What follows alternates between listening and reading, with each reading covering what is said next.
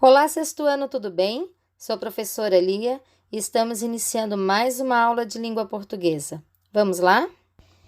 Durante essa semana, iremos conhecer um novo gênero textual. São os mapas conceituais, referente às páginas 28 a 36 da apostila volume 3, unidade 6, dentro dos conceitos visuais. Vamos lá? Página 28 da apostila volume 3, conceitos visuais, unidade 6. A comunicação faz parte das ações de todos os seres humanos, seja em conversas informais entre familiares ou amigos, seja em reuniões de trabalho e em eventos formais. Na comunicação escrita é comum o uso de elementos visuais para transmitir ou complementar o significado de um texto. Espaço de diálogo, questão 1. A maioria dos textos que você lê apresenta ou não recursos visuais? Então, primeiro a gente tem que lembrar o que são recursos visuais.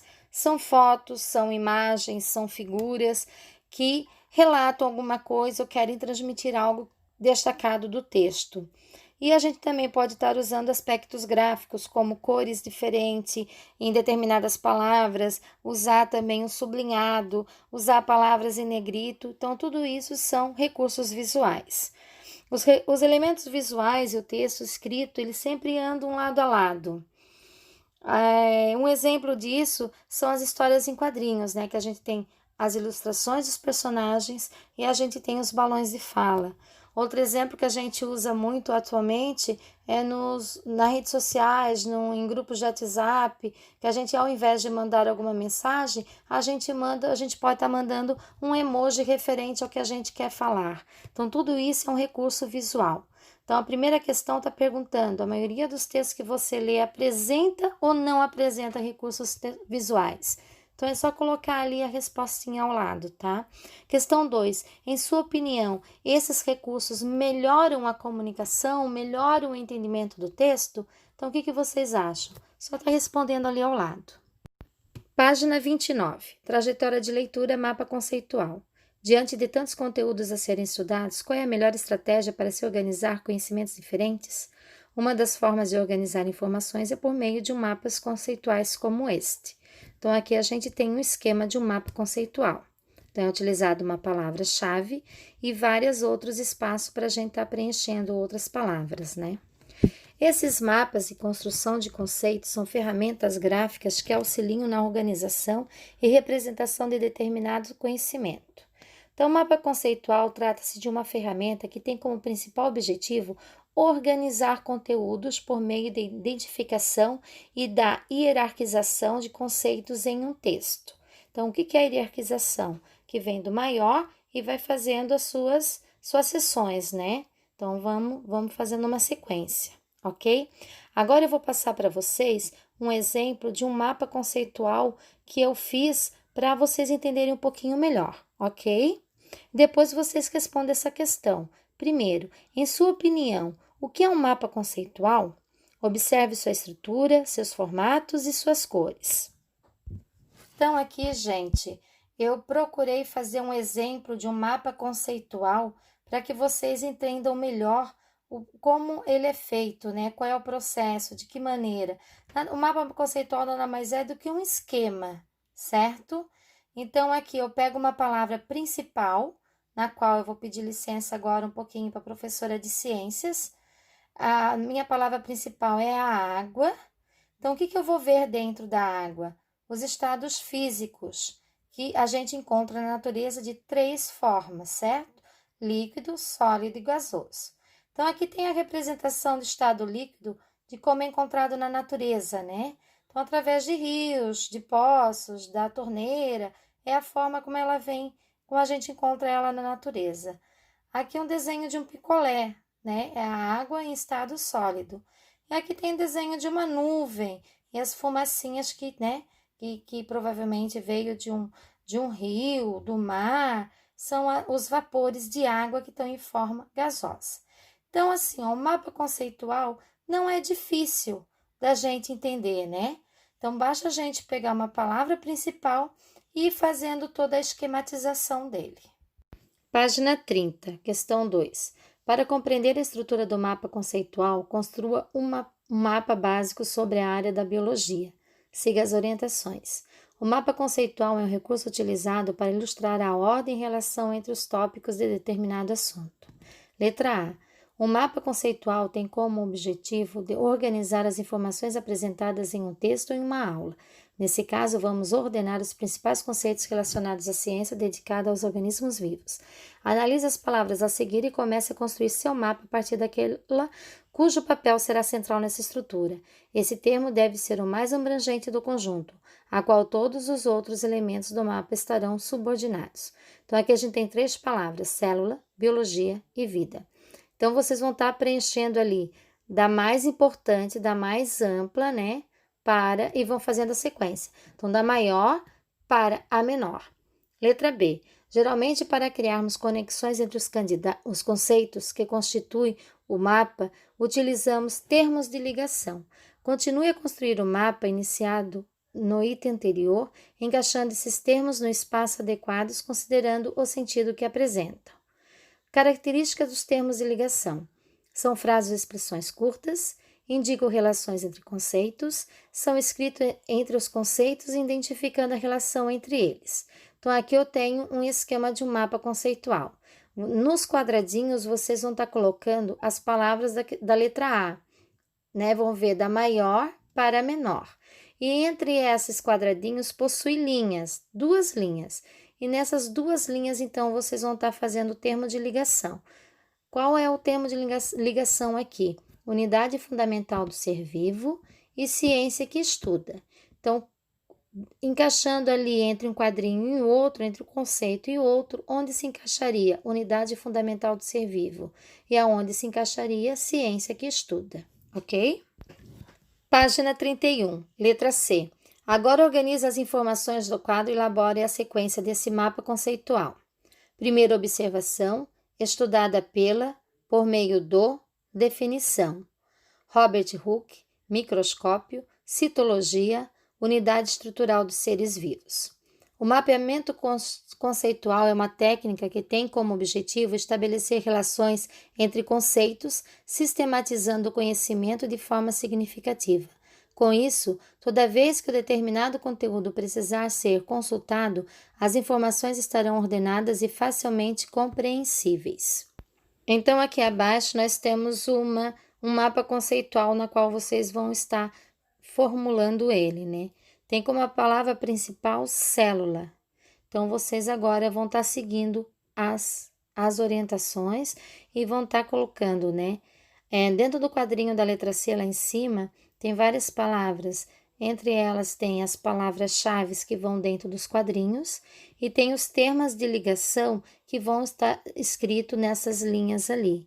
Então, vocês vão estar lendo novamente com bastante atenção e vão estar fazendo essa análise para poder estar preenchendo esse mapa conceitual adequadamente.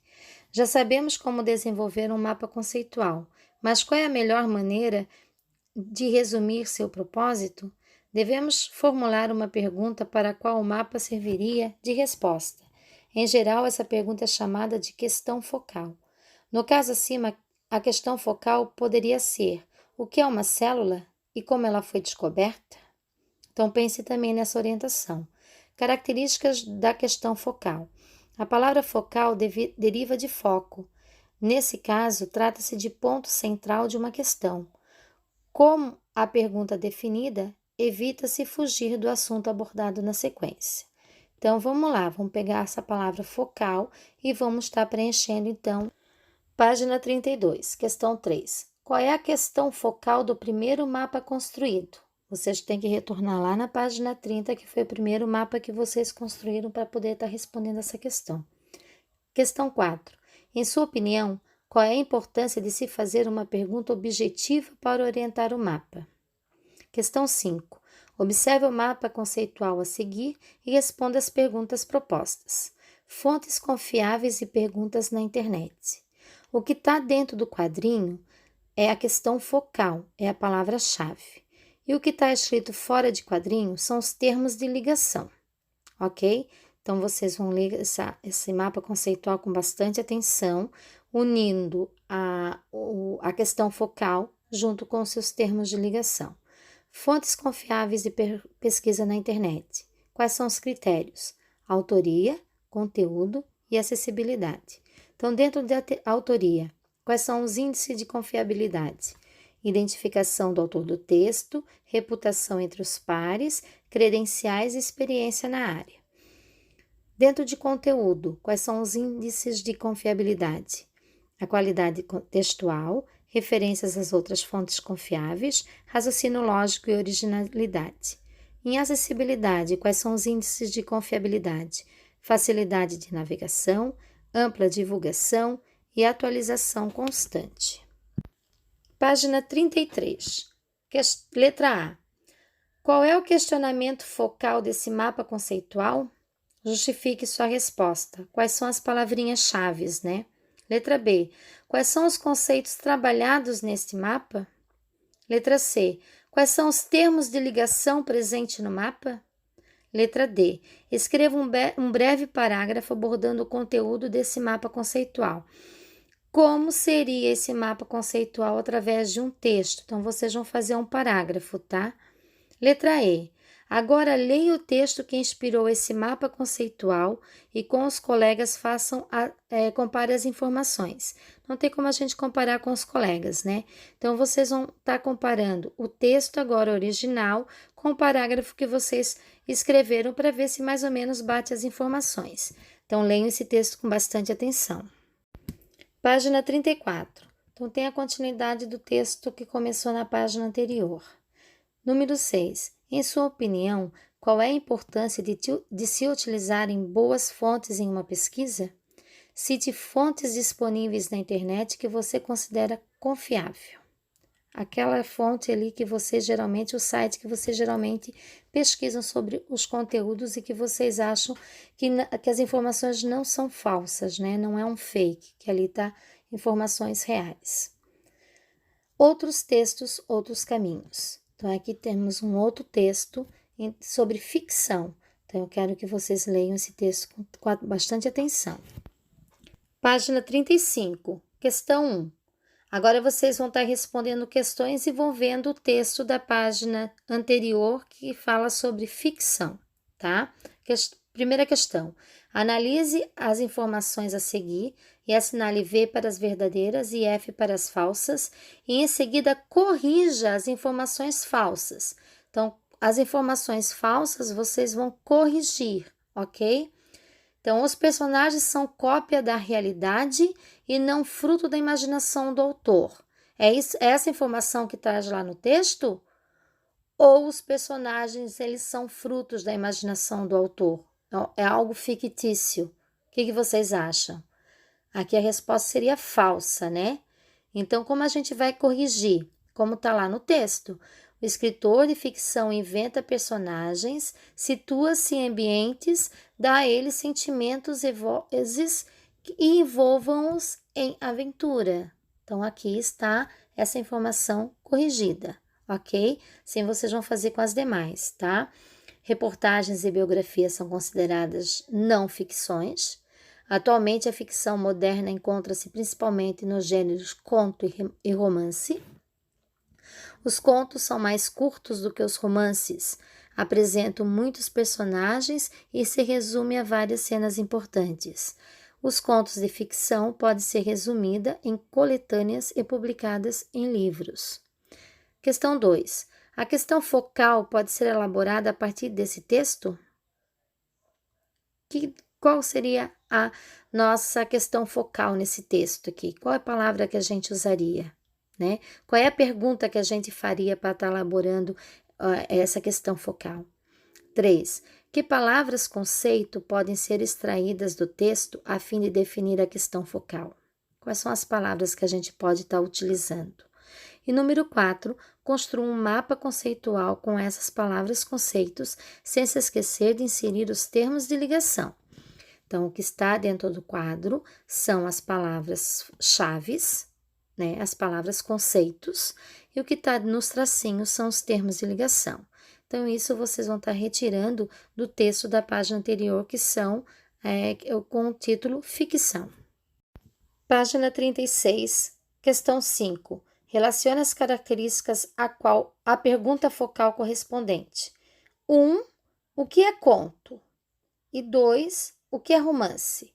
Então, seguindo as características apresentadas no texto lá, ficção, vocês vão estar respondendo essas questões, tá? Utilizando 1 ao que se refere o que é conto e utilizando o número 2 com as características do que é um romance. Então, é uma história longa, é uma história curta, apresenta poucos personagens, apresenta muitos personagens, é publicado na forma de folhetim e livros e é publicado na forma de revistas e ou coletâneas. Na questão 6, está o seguinte: no texto, há outras informações que podem gerar novos mapas conceituais, como os conceitos de conto e romance. Elabore, com base no texto, mapas que têm como questões focais as definições de cada um desses gêneros literários. Então, o primeiro mapa vocês vão estar fazendo referente ao que é o conto, e o segundo mapa referente ao que é o romance. Então, o que vai dentro do quadrinho são as palavras conceitos, e o que vai dentro das linhas são os termos de ligação. Aqui, para ajudar um pouquinho vocês, eu vou sugerir 2 termos de ligação, que ali está pedindo 2 termos de ligação, né? Características, primeiro termo de ligação, e depois um outro termo de ligação é publicado em. Então, conto. Quais são as características do conto? Né? Isso vocês estão encontrando lá em cima da questão 5 também. E depois, o conto é publicado onde? Né? Romance também, ali embaixo, faz da mesma maneira. Características do romance e publicado em, onde esse romance é publicado. Então, nessa aula aprendemos a fazer mapa conceitual. O que é um mapa conceitual e quais são os elementos e suas características. Peço que vocês assistam a essa aula, respondam as questões da apostila e façam as devolutivas, pois falta mais ou menos um mês para o término das aulas. Sei que esse ano foi um ano incomum para todos nós. Todos tivemos que nos reinventar e nos adaptar ao novo. Então, estou no aguardo das devolutivas de vocês. Não deixem para a última hora, por favor, porque já estamos na reta final do nosso ano, né? Bons estudos para todos. Até a próxima aula e um grande abraço. Desejo a todos uma excelente semana e até a próxima aula.